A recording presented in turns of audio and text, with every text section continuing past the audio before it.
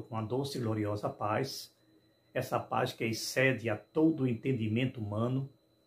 Estamos aqui com mais uma lição da Escola Bíblica Dominical. Hoje estudaremos a lição de número 10, que traz o título O Pecado Corrompeu a Natureza Humana. Esta lição será ministrada presencialmente no dia 9 de março de 2025.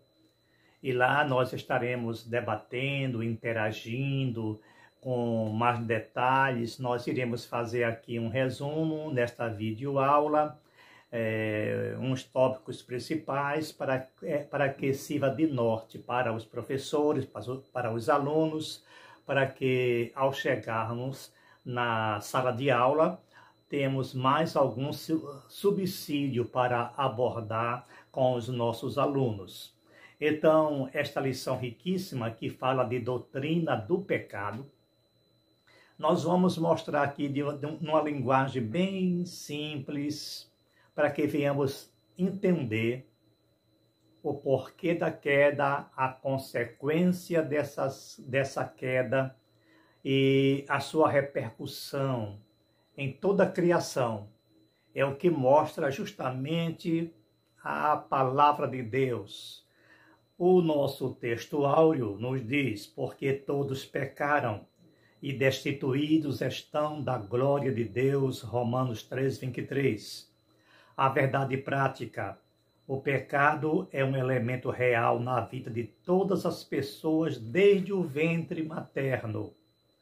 A lição tem seu texto bíblico básico em Gênesis capítulo 3, versículo 1, 6 e 7, e Romanos capítulo 5, versículos 12 a 14. Esta lição está dividida em 3 grandes tópicos.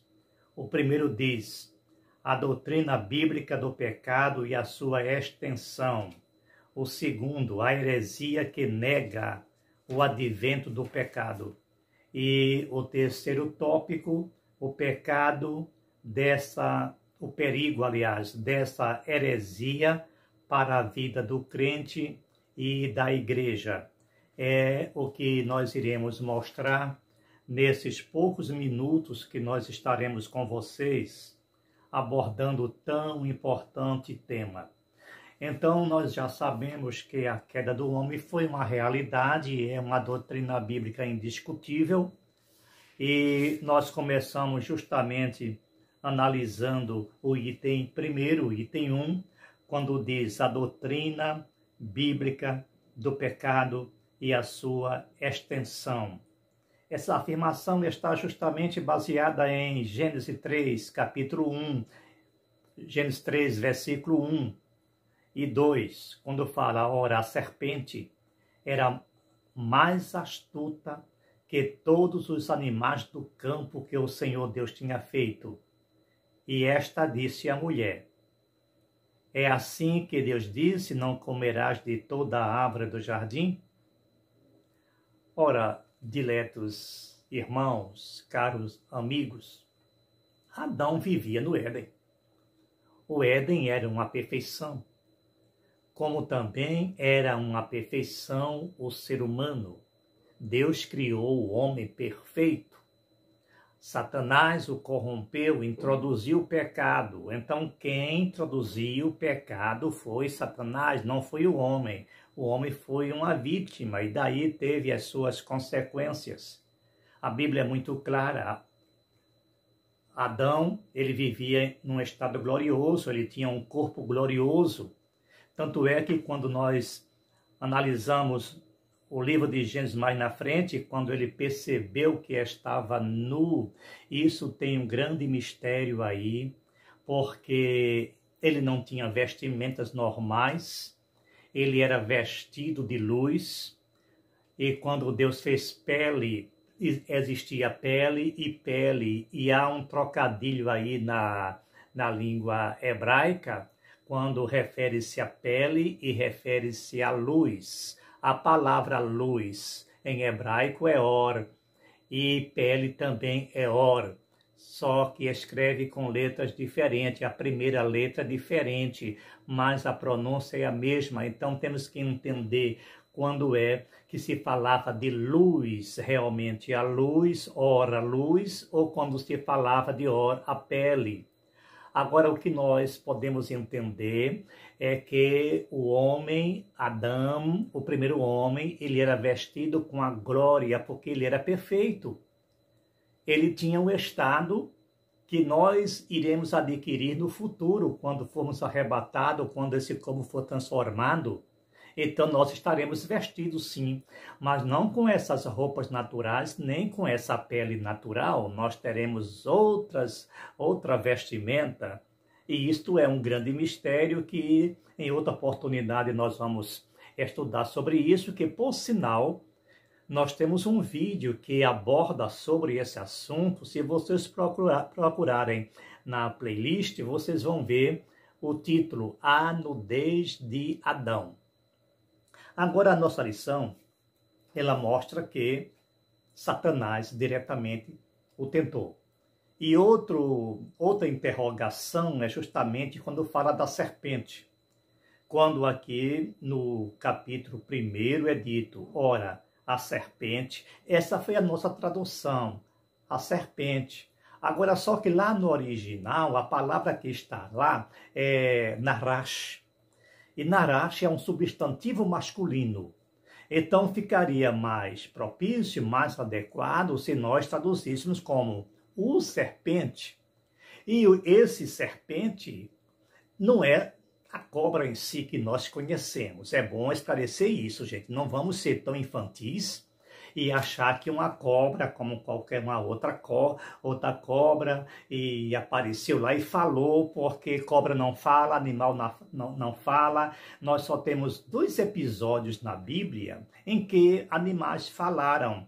É justamente a burra de Balaão, e nesse caso aí, com esse grande enigma, a serpente que falou, mas vale salientar que esse termo serpente é uma figura de linguagem. Isso é uma metáfora, é uma referência diretamente a Satanás, e nós encontramos outras passagens bíblicas que fala justamente de Satanás como um dragão, com a cauda, com a serpente. O próprio Jesus falou certa vez, eis que vos dou poder para pisar serpente e escorpiões. Todo mundo entende que Jesus não estava falando de serpente, o animal, nem de escorpião, aquele inseto. Ele estava falando de Satanás e seus demônios. Então, falar assim, serpente na Bíblia é uma referência a Satanás. Então, quando o texto bíblico aqui apresenta o serpente era o mais astuto dos animais, vamos analisar isso aqui com bastante cuidado. Tanto que trata-se de, na língua hebraica, um substantivo masculino, o serpente, que por sinal algumas bíblias, algumas traduções mostram justamente isso, o serpente, ou o diabo, o Satanás, o enganador. Bom, o item 1 mostra justamente a entrada do pecado. Adão podia comer livremente, Deus estabeleceu um critério. Deus estabeleceu uma regra, uma norma. Agora, o que houve em Adão foi a falta de confiança em Deus. Porque enquanto Deus disse uma coisa, Satanás disse outra, e não houve aquela certeza de Adão e do homem, porque alguém diz Eva enganou, mas quando a Bíblia fala em Adão, é uma palavra genérica para o humano. Então, pouco importa se quem primeiro caiu foi Eva, ou se foi Adão, se foi o homem ou se foi a mulher, ambos caíram, e não sei se questão de minuto, de segundo, de dias. Então, o que nós podemos observar é que de imediato, ao ser abordada pelo serpente, por Satanás, eu não sei, talvez ele tenha se transformado em um animal qualquer, mas não do formato desta cobra, porque a forma como a Bíblia descreve esse serpente não parece em nada com as conhecidas cobras de hoje. Então, não tem como ele, depois daquilo ali, quando ele foi sentenciado por Deus, ele começou a se arrastar. Mas se arrastar como? E ainda hoje as cobras não têm pé, não têm pernas. Mas aí é uma curiosidade à parte. O que nós vamos chamar a atenção aqui é justamente a respeito da queda, o porquê da queda. E diz aqui textualmente a nossa lição: Adão podia comer livremente de toda a árvore do jardim, mas foi advertido para não comer da árvore da ciência do bem e do mal. Dela não comerás, porque no dia em que dela comeres, certamente morrerás. Isso está em Gênesis 2,17. Aqui está a advertência, certamente morrerás. Nós não vamos pegar isso aqui ao pé da letra, porque Adão, os humanos comeram e não morreram. Agora isso aqui fala de um futuro. Primeiro fala de uma morte espiritual. Morrer nem sempre refere-se a uma morte física. E também Deus vê o amanhã, o futuro, como se fosse hoje. A morte passou a todos os homens, passou a toda a humanidade em função da queda, em função do pecado de Adão. Então, morremos hoje porque nós pecamos, porque os nossos pais pecaram, porque a humanidade está em pecado. Então, a morte física é uma consequência do pecado. A morte espiritual também. E a deformação da natureza, a transformação, porque às vezes nós olhamos o homem, o ser humano em si, com essa natureza totalmente inexplicável, inaceitável, que às vezes nós perguntamos, será que são seres humanos mesmo alguém agir dessa forma? Sim, é porque o pecado, ele deformou a natureza humana, como também deformou toda a criação.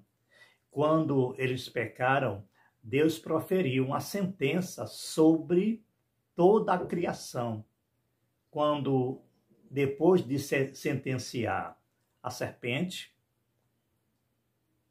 o humano e também a terra, quando ele disse, maldita seja a terra por causa de ti, cardos e espinhos produzirão a terra. Então aí foi a condenação da terra. Então nós encontramos na terra ervas daninhas, animais peçonhentos e toda a sorte de males que existe na natureza hoje, porque antes não era assim, o Éden não era assim. Isso foi uma consequência da queda. Então, terremotos e tantos problemas naturais, além de enfermidades. Não existia bactérias, não existia vírus no Éden, não existia bactérias maléficas no Éden, não existia animais ferozes. Os animais eram pacíficos e conviviam e viviam com o humano no Éden. Então essa ferocidade foi uma consequência da sentença que Deus proferiu sobre toda a criação, a qual geme até hoje. Então nós encontramos justamente aqui na nossa lição, a Bíblia nos conta que o autor do pecado, o serpente, aqui tem a serpente, vocês já sabem, que trata-se justamente não da cobra em si, mas de um animal muito especial, que enganou Havá, que é Eva. Aqui ele afirma categoricamente, vejam o que o autor da revista nos diz, ó. A serpente que enganou Eva é o próprio diabo e Satanás, a antiga serpente, conforme nós já falamos, e nós podemos conferir isso em Apocalipse, capítulo 12, versículo 9. o maioral dos demônios, no caso, né, que nós podemos também conferir em Mateus 12, 24, era originalmente o querubim ungido, perfeito em sabedoria, que nós já conhecemos muito bem, a queda de Satanás, o pecado começou lá com ele, e ele usou a mesma estratégia para derrubar o humano. Vocês não pensem que simplesmente ele disse, não, Eva, você pode comer, que você vai se dar bem. Eu creio que foi debate. É claro que Moisés, a descrever Gênesis, ele não ia entrar em tanto detalhe, porque o livro ficaria muito extenso, principalmente naquela época, quando tudo era feito manualmente, de forma bem rudimentar. Mas não fique pensando que Eva caiu de imediato. Satanás teve argumento convincente, ele era eloquente, ele tinha um poder de argumento surpreendente, tanto é que ele conseguiu atrair 1/3 dos anjos dos céus. Então nós também não vamos condenar Eva, dizer, não, porque Eva caiu, não sei, e porque ela pecou tão fácil. Não foi tão fácil, não. Satanás é astuto. Ele usou de N estratégia, nós não sabemos em detalhe quais foram os argumentos apresentados, só temos um pequeno resumo do diálogo entre o serpente e Havá, mas que, na realidade, depois que ela convenceu a mulher, ela, por sua vez, retransmitiu a mensagem para o homem. Então, se nós formos pegar isso ao pé da letra, em detalhes, num pensamento bem humano, Adão, ele caiu, não foi nem diretamente através de Satanás, mas através de Eva, que conseguiu dominar, que conseguiu convencer o marido a também comer do fruto dantes proibido. Então, nós temos aqui essas consequências. Depois que eles caíram, o que aconteceu? Como diz aqui, foram abertos os olhos de ambos, depois do pecado. Eu falei anteriormente que ele era vestido de luz. Observe o nosso vídeo anterior, a nudez de Adão. Olha na playlist. Ele era vestido de luz. Ele tinha um esplendor. Era estado glorioso. Havia perfeição no Éden. Então, essa perfeição, ela foi interrompida ou foi destruída com o pecado. Eles perceberam a situação que estava. Então, Deus, ao chamar a atenção, porque veja como era perfeito, eles conversavam à tardinha. Deus e o homem, eles interagiam. Não existe relato, não existe escrito do teor desta conversa que Deus tinha com os humanos, mas possivelmente Deus estava os ensinando, os orientando, descreveu para ele como foi toda a criação, porque Deus gosta de se revelar ao humano. Então ele se revelou a Adão. Adão conhecia muito bem ao Deus que ele criou, só que depois da queda eles perceberam que as coisas mudaram ao seu redor. Mudaram porque eles se viam na sua pele humana. Essa pele que nós temos é a pele do pecado. E essa nudez que nós temos, é por isso que nós fazemos roupa para nos vestir, porque o pecado corrompeu a nossa mente. Então a gente começa a ter malícia, ter maldade, ter sentimentos horripilantes. Então nós nos vestimos. Mas antes eles eram naturais, eram normais, eram cobertos com oro, que era uma luz, era revestido de glória. Então, essa nudez refere justamente a uma nudez espiritual. A glória de Adão desapareceu. Eles perceberam e começou a malícia, a maldade entrar na mente do humano. Observa que tudo isso foi em função da queda, em função do pecado. Então, nós encontramos no subitem 2, foram abertos seus olhos quando o casal comeu do fruto proibido. Ambos perceberam que estava nus, se envergonharam-se, procuraram se esconder da presença de Deus, idem. Consequência da queda do Éden. Conforme nós já abordamos, a consequência foi desastrosa e foi ampla. Então atingiu todo o ser humano e toda a criação, desde os vegetais até os animais, porque não existia ervas daninhas, não existia animais peçonhentos. Depois que Deus descreveu a sentença, então começou a aparecer tais episódios, tais eventos. A Bíblia não mostra como essa transmissão do pecado de Adão passou a todos os humanos. Por quê? Com a queda, a natureza humana e dos animais também, mas como o foco aqui é o ser humano, ela foi corrompida, ela foi deformada. Então nós temos uma natureza depravada, tendenciosa ao pecado, ao erro. E através de um processo genético, não somente biológico, mas espiritual, saiu passando para todos os humanos. E houve justamente essa extensão, como diz aqui a revista. O pecado se estende a todas as pessoas e corrompeu na sua totalidade, corpo, alma e espírito.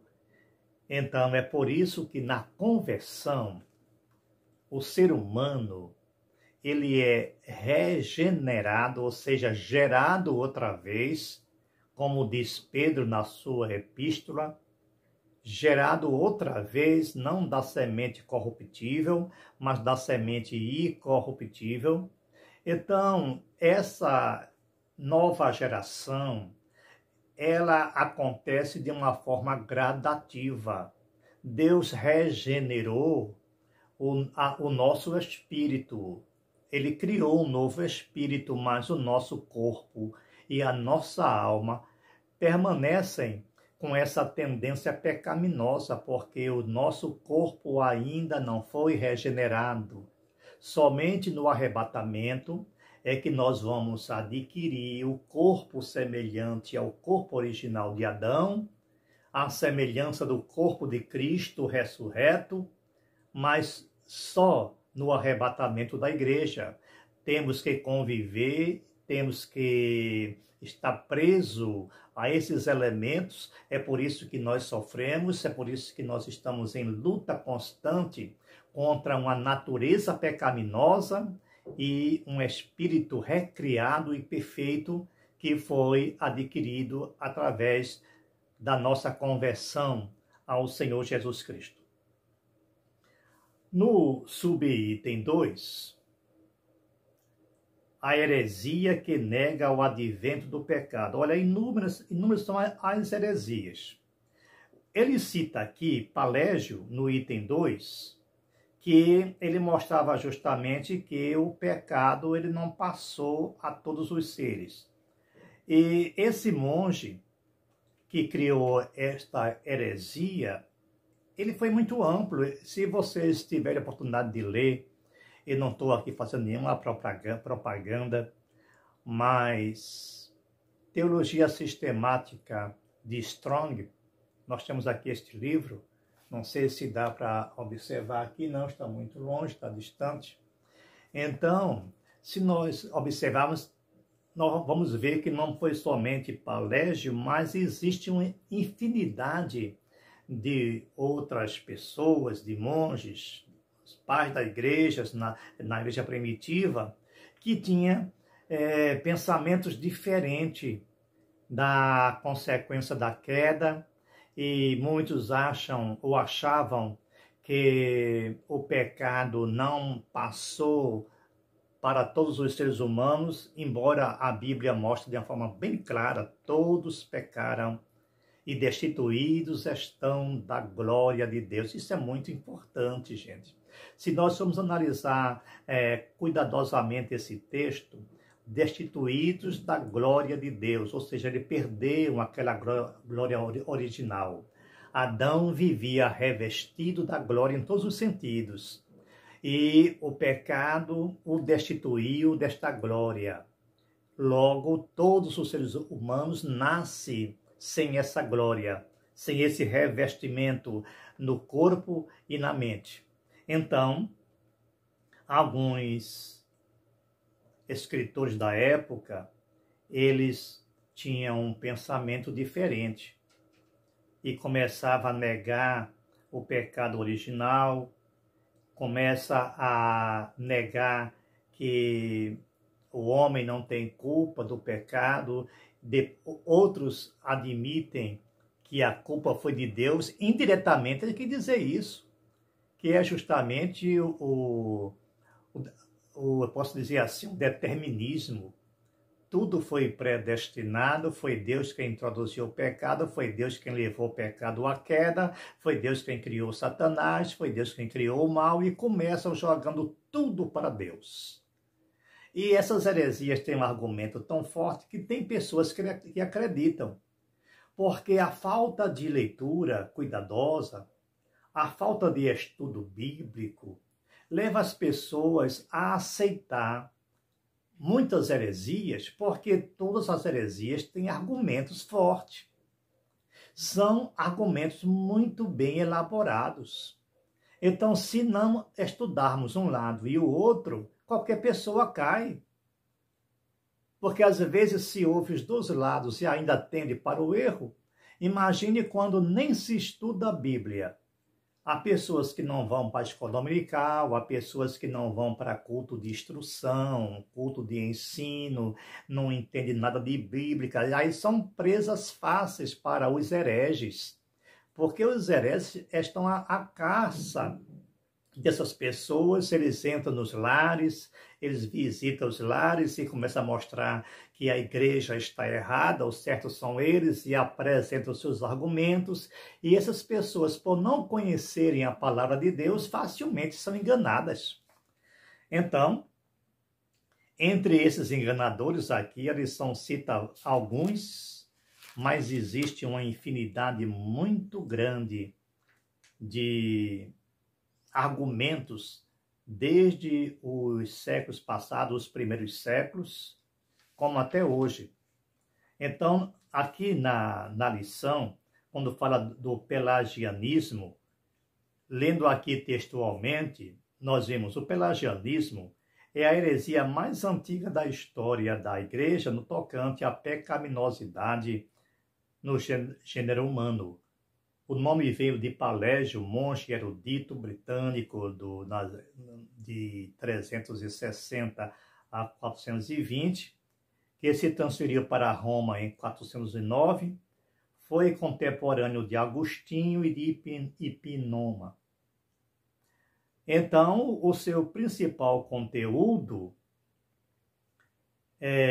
sua doutrina, ele foi de forma popular até acolhida e não era considerada heresia, porque parecia se tratar de um assunto meramente ético e não teológico. Olha, por muito tempo, uma heresia foi até aceito. Daí nós percebemos que, às vezes, os argumentos são até convincentes, são aparentemente corretos, mas depois de uma análise cuidadosa desses assuntos, logo se percebe que são antibíblicos. E, entre outros, a morte de Jesus em favor dos pecadores. Por essa razão, existem tantos argumentos quanto ao sacrifício de Jesus. Outros dizem que Jesus não morreu. Veja que absurdo. Outros dizem que a morte não foi substituta. E existem N religiões, cada uma tem o seu ponto de vista. Claro, tudo fora da Bíblia, porque eles têm os seus próprios livros, as suas próprias Bíblias. É o caso do islamismo, que tem o Alcorão, o qual nega a crucificação e a morte de Jesus. com esse argumento, conclui que não havia necessidade de Jesus morrer pelos pecados da humanidade. Por isso, o Alcorão rejeita o sacrifício de Jesus. Então, vocês observam que, além desses, muitos outros, que ficaria muito extenso o vídeo, por isso que eu estou tentando correr, resumir bastante, porque são muitos os autores e muitos os argumentos que negam a Cristo, que negam o seu sacrifício vicário, que nega a realidade da queda do homem, que nega que o pecado passou a todas as criaturas, e assim por diante. E isso é um perigo tremendo para a igreja, como diz aqui no item 3, o perigo dessa heresia para a vida do crente e da igreja. Agora, só é perigo quando não se lê, quando não se estuda, quando não se analisa. É bom frisar isso. Então, essas ideias, ou falsas ideias, ainda estão hoje nas religiões que negam a queda do Éden. O movimento religioso denominado ciência cristã nega a existência do pecado. No mormonismo, a transgressão de Adão não passou para a raça humana. Cada pessoa é responsável somente pelos seus próprios pecados, é que diz os mormons, não é a igreja evangélica. Porque isso aqui está fora da Bíblia. É só ler com cuidado. Devemos conhecer bem aquilo em que nós cremos e também o ponto de vista dos outros para sabermos conversar. Então, é preciso você analisar o argumento deles e também analisar a Bíblia para que você tenha argumento para se defender. Porque a Bíblia é a palavra de Deus, a Bíblia é imutável, a Bíblia é reescrevível, porque não se altera a palavra de Deus, apesar de ter sido homens que o fizeram, mas eles foram inspirados pelo Espírito Santo e nós temos provas disso, e a própria Bíblia afirma isso.